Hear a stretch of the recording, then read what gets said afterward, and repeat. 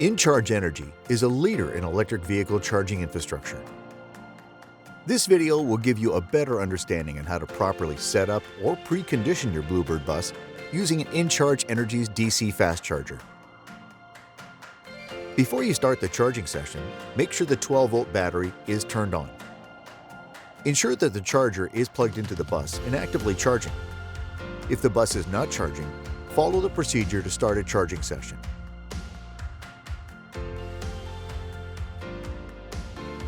This could take up to a minute to begin, depending on the state of charge of the bus and how long the bus was idle. Enter the bus and turn the key to the on position. Allow the bus to finish the pre-start diagnostics. This typically takes less than 10 seconds.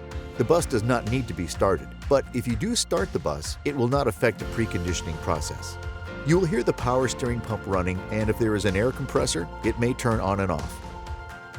Next, depress the heater rocker switch. This is a momentary rocker switch that will return to its original position when released. When the switch is depressed and released, the amber backlight will illuminate, showing the heater system is activated. For a CV or Bluebird conventional model bus, ensure that the red-handled heater control valve is set to open. Turn the fresh recirculate knob fully clockwise to recirculate. Turn the temperature control knob to high. Turn on the defroster and set the fan speed to high. Turn on all underseat heaters and set the fan speeds to high. If the bus has a step-well heater, turn that on and set the fan speed to high. You may exit the bus at this time. Be sure to close the entrance door. Allow the bus to warm up for 20 to 30 minutes in colder temperatures. Now the charging plug can be removed from the bus. The bus is ready to be driven. To conserve energy and increase your range, turn the heater fans to a lower speed.